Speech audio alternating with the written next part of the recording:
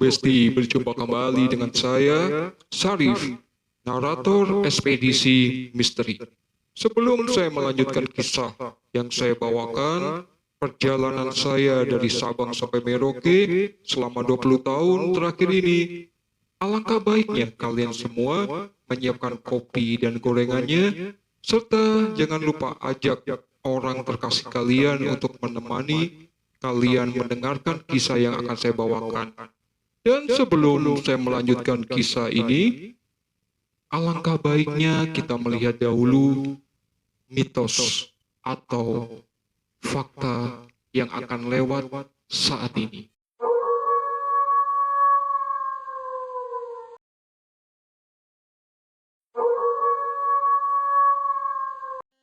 Pastinya kalian semua sudah menyiapkan gorengan dan kopinya, serta orang terkasih kalian sudah menemani di sisi kalian untuk mendengarkan kisah yang akan saya bawakan kali ini. Kali ini saya akan mengajak kalian semua untuk mendengarkan pengalaman yang pernah saya jalani, pernah saya alami di sekitar tahun 2015. Saat itu saya diajak oleh ibu saya pergi ke daerah Sumatera Utara, dan lebih tepatnya di daerah Tebing Tinggi, karena nenek saya tinggal di Tebing Tinggi. Jadi saya diajak ke sana karena ibu saya mendapatkan berita atau kabar bahwa nenek saya sedang sakit. Dan memang usia nenek saya sudah cukup tua. Saat itu nenek saya berusia sekitar 75 tahun. Jadi bisa dipastikan itu penyakit tua. Singkat cerita, saya dan ibu saya pun berangkat ke daerah Sumatera Utara, tepatnya di Tebing Tinggi. Kita naik bus saat itu. Naik bus dari Jakarta, kita perjalanan selama 3 hari 2 malam. Tibalah di daerah Sumatera Utara, Tebing Tinggi. Setibanya di kampung di mana nenek saya tinggal, kita disambut baik dengan paman, dengan bibi, dengan beberapa saudara yang merawat nenek saya. Saat itu saya menjenguk nenek saya ke dalam kamar, dan memang sudah pikun atau dia lupa. Jadi saat dia melihat saya, yang dipanggil bukan nama saya tetapi nama papa saya. Singkat cerita, saya di situ dan saya menanyakan kepada bibi saya. Saya bertanya, kemana perginya Hasan?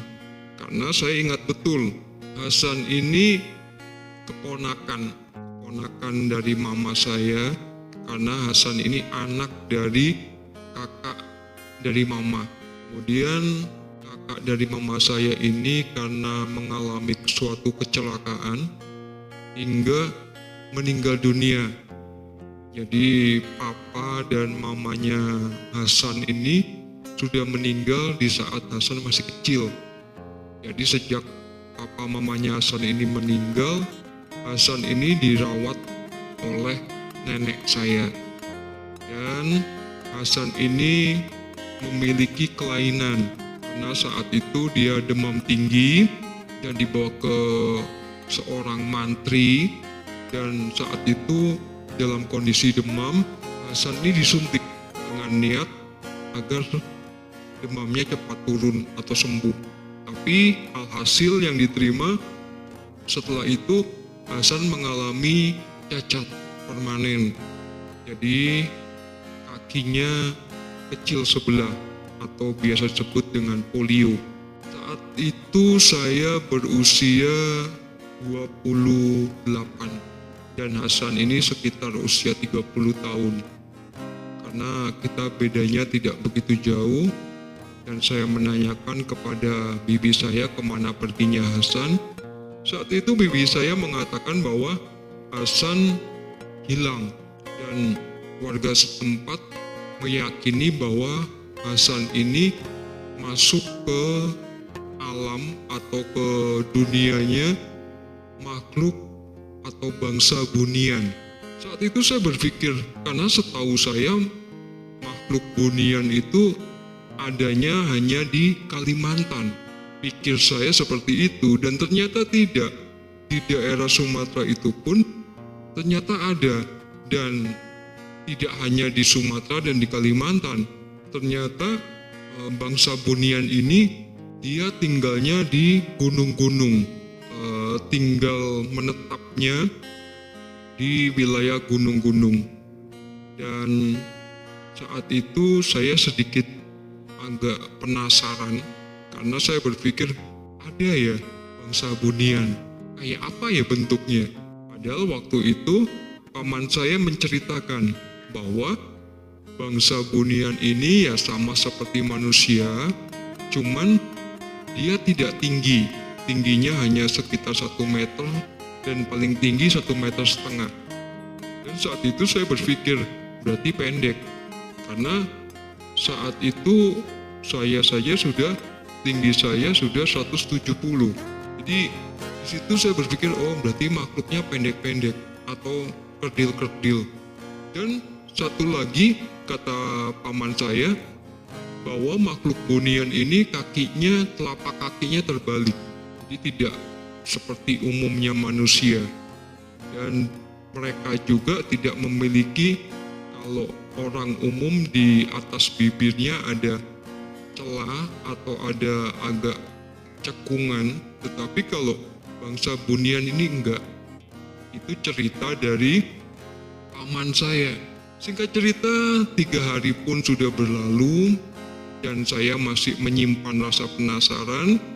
Hingga setelah sholat maghrib, paman saya ini berkata kepada saya, kamu kalau nggak capek, ayo ikut sama paman. Kata paman saya seperti itu. Dan saya bertanya, ikut kemana? Saya pikir ada pasar malam gitu. Jadi situ banyak makanan, banyak hiburan. Saat itu saya berpikir seperti itu. Ternyata tidak. Saat itu ternyata paman saya mengajak saya ke acara tahlilan. Karena ada salah satu tetangga yang meninggal dunia karena sakit juga, karena udah tua juga. Jadi diajak tahlilan. Saat itu saya berpikir, ya oke lah, di tahlilan juga ada makanan. Karena jujur aja, saya orangnya kalau mendatangi suatu tempat dan tidak ada makanan, saya bingung. Karena di dalam benak saya itu makan. Singkat cerita, paman saya pun mengajak saya pergi ke acara tahlilan itu. Dan di rumah yang tetangga meninggal itu, yang memiliki acara tahlilan itu sudah ramai. Sudah banyak warga yang datang berkumpul, hingga akhirnya saya duduk di dekat pintu. Jadi bisa dibilang saya di teras, sedangkan paman saya agak masuk ke dalam. Singkat cerita, acara ini pun dimulai. Acara tahlilan ini dimulai, dan di tengah-tengah acara saya merasa perut saya mules, mungkin masuk angin. Karena saya siangnya itu saya bermain di sungai.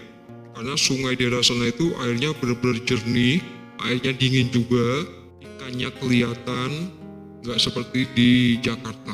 Akhirnya saya ngomong kepada paman saya ini, saya bilang, paman, saya mau numpang ke kamar mandi sebelah mana ya? Paman saya nanya, loh memang kenapa?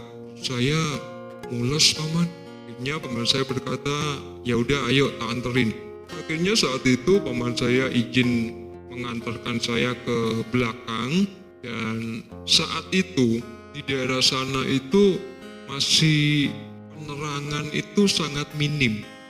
Jadi tidak seperti di kota yang lampunya itu di mana-mana ada, terang benderang. Nah, kalau di daerah rumah nenek saya daerah tebing tinggi waktu itu sangat minim. Jadi sepanjang jalan di kampung itu gelap gulita dan lampunya itu hanya dari rumah-rumah warga. Dan kalau di kamar mandi pun, kamar mandinya posisinya di luar rumah, tidak di dalam rumah. Jadi kita kalau mau ke kamar mandi, kita harus keluar dari rumah dulu, baru nanti ada kamar mandi. Singkat cerita, saya pun masuk kamar mandi dan paman saya berkata, "Rip, nanti kalau sudah selesai balik lagi ya. Jangan pulang duluan, nanti kamu nyasar." Karena memang semua keluarga sudah tahu kalau saya itu udah kebiasaan kesasar. Apalagi kesasarnya bukan ke kampung sebelah atau ke hati seorang wanita, tetapi kesasarnya ke alam gaib. Pada itu saya dipesan sama paman saya gak boleh pulang duluan. Saya mengatakan, "Iya paman." Setelah itu paman saya kembali ke rumah tempat tahlilan dan saya melanjutkan ritual saya di dalam kamar mandi. Kurang lebih sekitar 10 menit selesai sudah acara ritual saya di kamar mandi, saya keluar dan niat saya akan kembali ke dalam rumah acara tahlilan itu. Yang menjadi saya kaget dan bingung saat saya membuka pintu kamar mandi, saat itu saya melihat tidak ada lampu, tidak ada rumah, tidak ada keramaian, dan semuanya gelap gulita, yang ada hanya pohon-pohon besar. Saat itu saya berpikir, aduh, ini di mana ya? Masa sih aku dari kamar mandi mau balik ke tempat tahlilan kesasar? Jangan-jangan ini aku masuk kerajaan apa lagi nih? Atau aku lagi mimpi? Jangan-jangan aku ketiduran tadi waktu kamar mandi.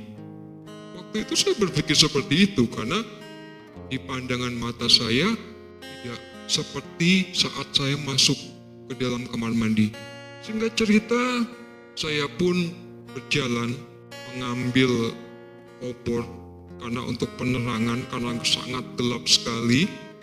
Saya berjalan dan saya mencoba mengingat-ingat jalan sewaktu saya ke arah kamar mandi. Ternyata tetap saja saya tidak menemukan rumah. Dan saya berpikir, udahlah, aku pulang ke rumah nenek. Waktu itu saya berniat seperti itu dan sampai saya itu berpikir ke rumah nenek itu tadi dari arah sebelah kanan. Berarti saya harus belok sebelah kanan. Karena jujur saja, saya hanya tahu kiri dan kanan.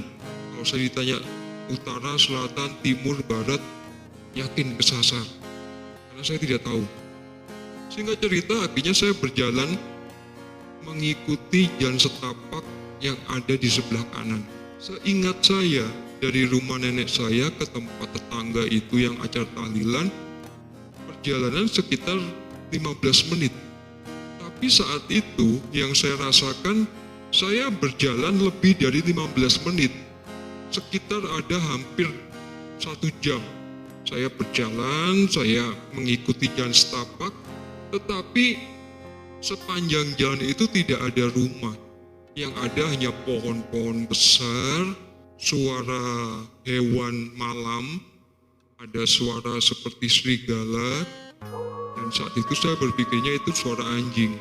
Namun sesungguhnya itu suara serigala, dan ada suara burung hantu bersaut-sautan. Tapi saya terus berjalan, karena saya berpikir saya harus pulang, karena perut saya merasa sangat sakit saat itu. Singkat cerita, di sebelah kanan jalan, saya akhirnya melihat sebuah rumah yang terbuat dari kayu dan berbentuk joglo atau tingkat seperti itu. Saya berpikir, oh itu rumah nenek. Tapi saya berpikir lagi dari kejauhan, kok rumahnya gelap gulita? Bukannya tadi terang benderang, lampunya nyala. Apa jangan-jangan mati lampu? Saya tetap selalu berpikir positive thinking. Akhirnya saya melangkahkan kaki saya lebih cepat untuk menuju ke rumah nenek saya itu. Singkat cerita, Saat saya sampai di tangga depan rumahnya, saya naik. Saat saya masuk ke dalam rumah itu, alangkah terkejutnya. Saya melihat rumah itu kosong, rumah itu seperti rumah terbengkalai dan tidak ada barang-barangnya. Dan saya mulai berpikir, ini rumah siapa ya? Saat itu saya berteriak, saya memanggil, Nek, Nenek, Paman, Bibi, Bu, kalian di mana? Saya itu sampai keliling di rumah itu, dari atas ke bawah, ke dapur. Tapi ternyata di situ saya tidak menemukan siapa-siapa. Dan saya mulai berpikir lagi, ini saya di mana ya? Saya berjalan terus, saya akhirnya keluar dari rumah itu, dan saya berpikir saya akan mencari rumah nenek saya. Dan pasti ketemu. Dengan sangat penuh keyakinan, dengan pedenya, sambil membawa obor, saya berjalan lagi mengikuti jalan setapak. Saat itu saya merasa lelah, karena bagi saya jalan ini cukup jauh. Akhirnya saya duduk. Saya duduk di sebuah bangku yang terbuat dari bambu di tepi sungai. Saya duduk di situ sambil berpikir, ini aku di mana ya? Ini kok malah ada sungai? Ini juga di depan sana hutan. Ini kalau nggak ketemu sama paman, sama ibu, sama nenek, nanti kalau aku ditinggal pulang ke Jakarta, gimana ini? Saya berpikir dan memutar otak, dan tiba-tiba saat itu mata saya ngantuk, sangat ngantuk. Akhirnya saya sambil duduk menyandarkan tubuh saya di sebuah pohon, saya memejamkan mata, saya tidur sejenak. Dan alangkah kagetnya, karena saat itu saya mendengar seperti ada suara orang di dekat saya, dan akhirnya saya membuka mata dan saya berpikir itu tetangga paman saya atau tetangga nenek saya, dan saya berharap saya bisa diantarkan pulang. Singkat cerita, saat saya membuka mata, sungguh terkejut karena yang ada di hadapan saya dua sosok yang pendek. Dia laki-laki dengan rambut yang gondrong, tidak seperti orang umumnya di zaman saya, dan dia mengenakan baju seperti orang di zaman batu. Saat itu saya cukup terkejut. Ini bangsa apa ya? Ini makhluk apa ya? Kok pendek banget? Udah gitu bajunya seperti Flintstone gitu. Orang bangsa batu, dan dia membawa tombak. Tombaknya itu terbuat dari batu dan tangkainya itu dari kayu. Dan saya berpikir, ini orang kalau saya ajak ngomong ngerti nggak ya? Jangan-jangan ini orangnya penghuni atau penduduk asli dari hutan yang ada di seberang sungai itu. Saat itu saya berpikir seperti itu. Singkat cerita, saya memberanikan diri dan bertanya kepada mereka, maaf, kalian tahu rumah nenek saya nggak? Kalau tahu anterin dong, aku kesasar deh kayaknya. Saat itu saya mengatakan seperti itu dengan tatapan bingung, karena saya berpikir ini orang paham nggak omongan saya. Nanti saya udah ngoceh sampai ujung berung, tapi dia nggak paham. Dan ternyata benar, mereka berdua saat saya bertanya seperti itu, mereka saling melempar pandang, dan saya yakin mereka tidak paham dengan apa yang saya tanyakan. Singkat cerita, tiba-tiba salah satu dari dua orang yang bagi saya aneh ini memegang tangan saya, dan dia menarik saya agar saya berdiri. Akhirnya saya berdiri, dia hanya menunjuk ke arah hutan. Saat itu saya berpikir, oh berarti ini aku kesasar benar. Mungkin rumahnya nenek di seberang sana, bukan di sini. Pikir saya saat itu seperti itu. Akhirnya saya mengikuti langkah mereka berdua malam itu, menyeberangi sungai, menembus hutan yang ada di seberang sungai, dan perjalanan sekitar 20 menit. Akhirnya saya dan kedua orang yang bagi saya aneh ini tibalah di sebuah perkampungan.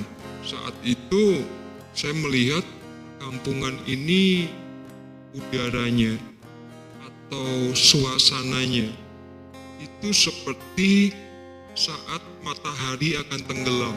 Jadi seingat saya di seberang sungai itu posisinya masih gelap gulita malam hari, tetapi saat saya sudah menyeberang dari sungai itu dan masuk ke dalam hutan berjalan sekitar 20 menit, suasananya, cuacanya sudah berubah. Saat itu saya berpikir, loh kok cepet ya? Kan tadi kan masih gelap, masih malam. Nah, kok sekarang kok udah sore? Lah kapan paginya, kapan siangnya? Tapi ya sudahlah, mungkin memang seperti itu. Yang penting ketemu rumah nenek, saya bisa pulang. Pikir saya saat itu seperti itu.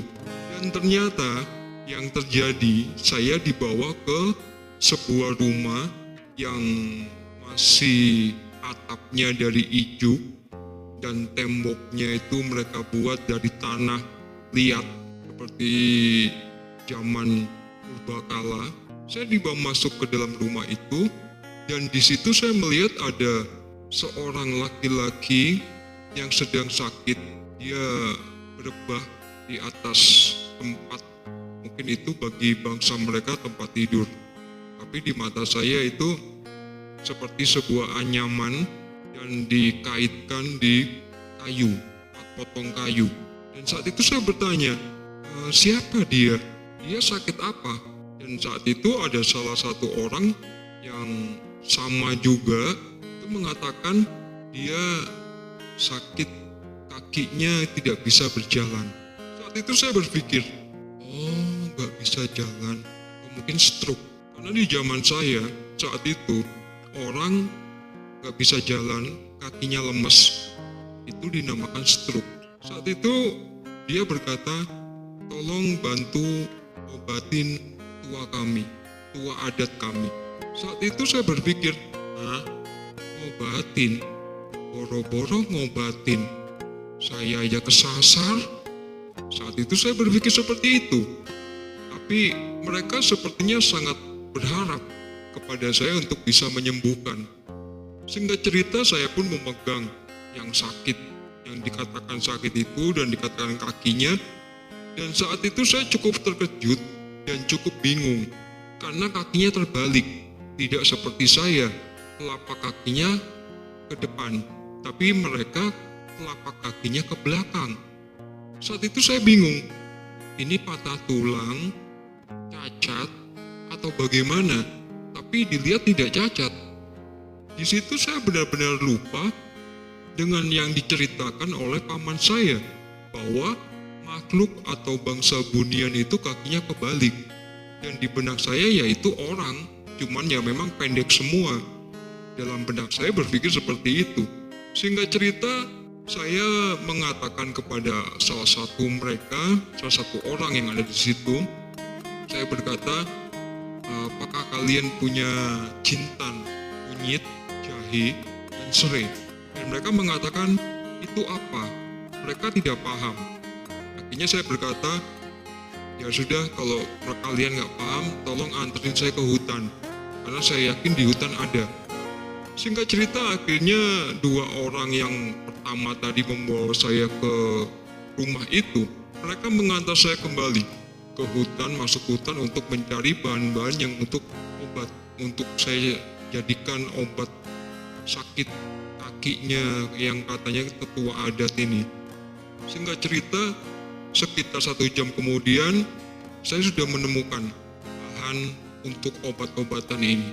Kemudian sesampai di situ, saya mulai mencuci bersih, saya haluskan, saya tumbuk, dan saya balurkan ke dua kaki orang ini.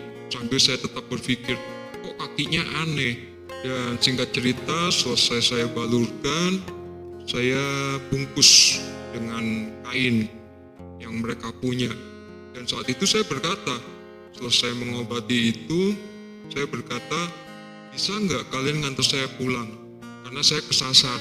Saat itu mereka berkata, waktunya sudah malam. Dan kita juga takut untuk masuk ke hutan. Di hutan itu masih banyak hewan buas. Kata mereka seperti itu. Dan mereka menyarankan untuk saya tinggal bermalam di situ. Dan saya berpikir, ya okay lah. Mungkin bahaya juga masuk ke hutan tengah malam, kalau tiba-tiba nanti ketemu sama macan gimana? Yang ada nanti kita dijadiin cemilan sama macan. Singkat cerita, malam itu saya tidur di rumah yang disebut tua-tua adat ini.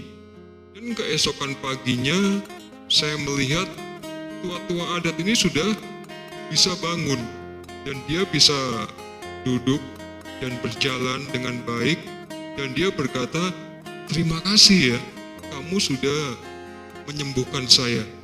Padahal sesungguhnya saya asal aja, karena saya juga nggak tahu itu fungsinya apa dan untuk apa. Cuman di dalam benak saya kalau lagi capek-capek sama ibu saya dikasih jahe.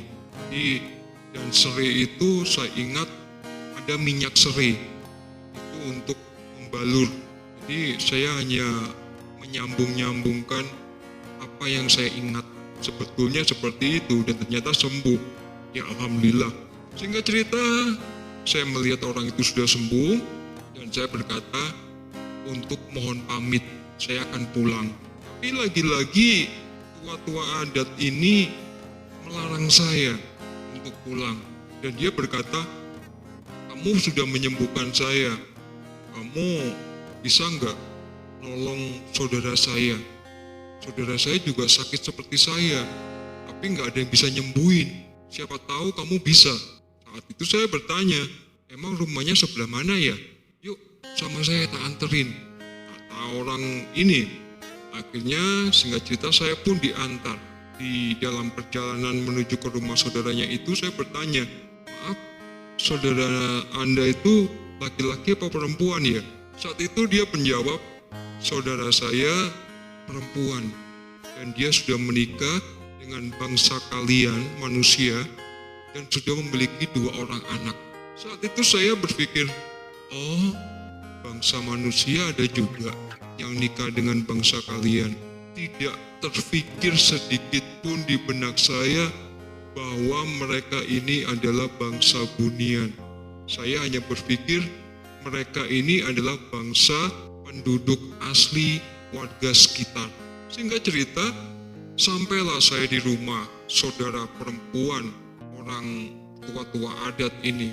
Saat itu saya masuk dan saya lihat memang betul dia memiliki sakit yang sama seperti kakaknya, kakinya lemas dan bahkan kalau adiknya ini sampai tangannya juga lemas. Dan saat itu saya kembali lagi ke hutan untuk mencari bahan-bahan yang harus saya buat ramuan untuk obat orang perempuan ini. Singkat cerita saat itu saya berpikir, ya udahlah, yang penting niat saya baik untuk menyembuhkan. Terserah aja mereka ini bangsa apapun, yang pasti mereka juga ciptaan Allah dan perlu dikasihi, disayangi dan dijaga dan dibantu. Singkat cerita selesai saya mengobati wanita ini yang tingginya hanya 1 meter dan kakinya juga terbalik, telapak kakinya ya yang terbalik. Tiba-tiba saat saya dan tua-tua ini akan pulang, di depan teras rumahnya ini saya bertemu dengan Hasan, saudara saya. Saat itu saya terkejut dan saya berpikir, loh itu kan Hasan, kok dia manggul-manggul kayu, ngapain? Atau jangan-jangan wanita ini istrinya Hasan? Saat itu tanpa saya berpikir panjang, saya menghampiri, saya datangi Hasan ini. Dan saya bertanya, San, kamu masih ingat San sama aku San? Saat itu sepertinya Hasan sangat terkejut melihat kedatangan saya. Dia berkata, kamu ngapain di sini? Kamu nikah dengan orang sini? Dengan gugup dan pandangan bingung, Hasan bergantian melihat saya, kemudian melihat ke tua-tua adat itu. Dan saya berkata, "Aku kesasar, San. Kamu kan tahu, aku tuh suka kesasar. Kemanapun aku mesti kesasar. Ya, ini aku kesasar lagi. Dan aku mau pulang malah dimintain ngobatin bapak ini sama perempuan yang di dalam," katanya adiknya. Saat itu Hasan tidak berkata apa-apa, dan dia kesannya cuek dan mengabaikan saya. Kemudian dia masuk ke dalam rumah. Saat itu saya cukup bingung, loh, kok aku dicuekin? Ini anak kenapa ya? Singkat cerita, saya diajak pulang oleh tua-tua adat ini. Setibanya di rumah, saya diberi sebuah kantong, dan katanya tua-tua adat ini itu hadiah karena sudah menyembuhkan tua-tua adat. Meskipun saya menolak, dia tetap memaksa. Akhirnya ya sudahlah. Singkat cerita, saya diantarkan pulang oleh dua orang laki-laki yang pertama kali menemukan saya. Saat itu saya berniat, ya aku harus pulang. Aku harus bisa ke rumah nenek lagi. Dan aku akan memberitahu bahwa Hasan di sini, dia telah menikah dengan orang di sini, di daerah sini, warga asli sini. Dan pasti nenek sama paman dan bibi senang tahu beritanya Hasan dan mereka pasti jemput. Pikir saya seperti itu.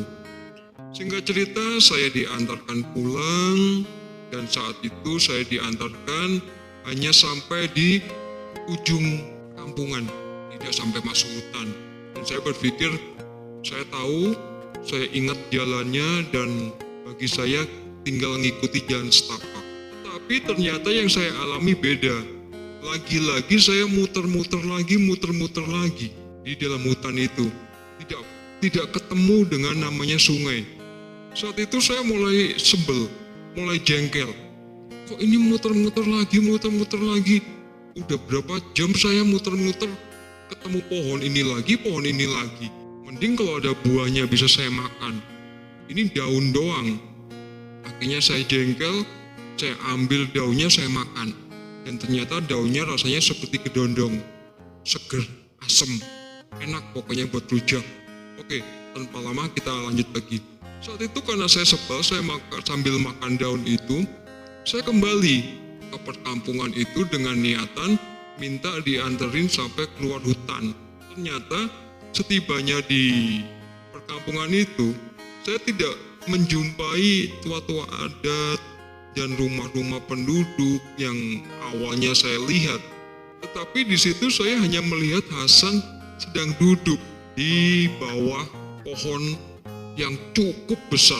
Saat itu saya berpikir, loh, Hasan di sini? Rumah warga tadi yang banyak kemana? Yang modelnya kayak zaman purbakala, zamannya dinosaurus, T-Rex dan sebagainya, dan kawan-kawan. Saya mendekati Hasan dan saya menyapa, "San, kamu ngapain di sini? San, ayo pulang sama aku. Sekalian kamu nganterin aku. Kamu pasti tahu arah jalan pulang ke rumah nenek. Dan kamu ditungguin loh sama paman, sama bibi, sama nenek juga. Nenek lagi sakit, San. Ayo San, kita pulang, San." Saya mengatakan hal seperti itu kepada Hasan. Tapi responnya Hasan ini, dia seperti mengacuhkan. Dan dia berkata, "Udah Rip, kamu aja yang pulang. Kamu aku anterin. Kamu jangan tinggal di sini. Ini bukan alammu. Kamu pulang, kamu tak anterin sampai ke ujung sungai, dan kamu jangan menengok ke arah belakang," ucap dari Hasan. Saat itu saya berpikir, emang kenapa nggak boleh nengok? Kata dia, "Udah deh nurut, nggak usah bandel kamu. Dari dulu tetap aja kalau diomongin ngeyelan."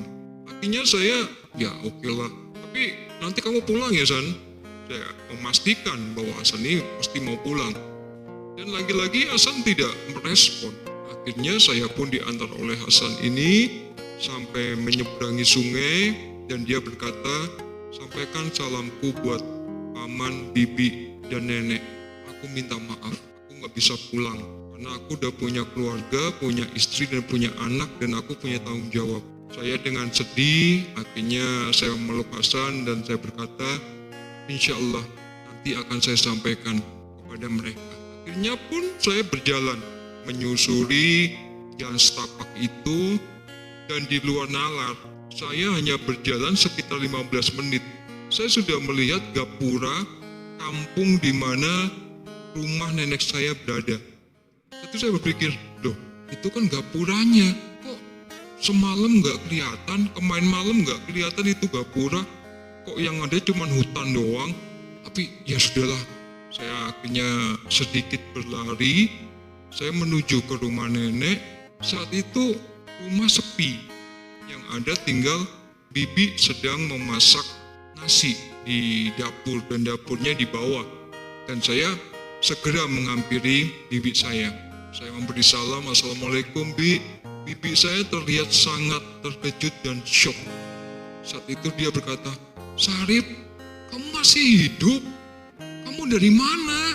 Kata bibi saya dengan segera bangkit berdiri dan melihat saya memegang pundak saya, dan saya juga bingung. Saya itu masuk ke hutan seberang sungai itu, ini baru dianterin pulang. Oh iya Bi, aku dianterin pulang sama Hasan loh. Hasan tuh ternyata tinggalnya di hutan sebelah sungai itu, dan dia sudah menikah, dia punya anak 2. Aku baru aja ketemu, bahkan kemarin juga ketemu. Saya cerita dengan semangat. Tiba-tiba saat itu bibi saya menangis dan memeluk saya. Dan tidak lama kemudian paman saya datang, dan paman saya juga terkejut. Dia berlari ke arah saya dan memastikan bahwa itu saya. Dan saya berkata, loh iya paman, ya memang ini saya. Memang kenapa paman? Saat itu saya diajak masuk ke ruang tamu, ke dalam rumah itu, dan di situ saya bertanya, paman, nenek kemana? Terus ibu saya kemana? Apa nenek sudah sehat? Lagi ke pasar sama ibu saya? Saat itu saya berpikir seperti itu, karena bagi saya tidak pulang hanya 1 malam, ya bisa dibilang 2 hari lah saya tidak pulang. Tapi saat itu paman saya dengan tatapan sedih dan air mata yang membasahi pipinya, dia berkata, nenek sudah meninggal. Di situ saya cukup terkejut dan terbelalak. Hah? Nenek meninggal? Kapan? Lalu ibu kemana? Saya pun saat itu mencari ibu saya. Dan paman saya berkata, ibu kamu sudah pulang. Emangnya nggak ada acara tahlilan? Saat itu saya menanyakan tahlilan, karena bagi umat muslim di saat ada keluarga yang meninggal, itu pasti diadakan acara tahlilan atau mengirim doa bagi almarhum. Dan saat itu paman saya berkata, nenek sudah meninggal 1 tahun yang lalu. Di situ saya sudah mulai tidak bisa berpikir lagi. 1 tahun, sedangkan saya berpikir yang saya alami, yang saya rasakan, saya hilang dari rumah nenek saya saat acara tahlilan di rumah tetangga. Dalam alam sadar saya hanya 2 hari, tetapi faktanya yang terjadi di alam manusia itu 1 tahun. Disitulah saya sebetulnya tidak percaya, namun paman saya menunjukkan kalender, 1 kalender yang ditunjukkan sebagai bukti. Yang kedua, saya dibawa oleh paman saya ke tempat makam nenek saya. Di situ terteralah tulisan kapan nenek saya wafat dan sekarang tahun berapa. Jadi hal itulah yang menjadi pengalaman bagi saya bahwa alam dunia lain itu ada, nyata, dan itu tidak hanya ada di Kalimantan atau di Sumatera atau di Sulawesi, di Bali, dan di pulau-pulau lain, tetapi di semua penjuru bumi ini ada, hanya kita yang tidak mengetahui. Disitulah paman saya bercerita mengatakan bahwa Hasan ini pergi dari rumah karena dilarang oleh nenek untuk merantau.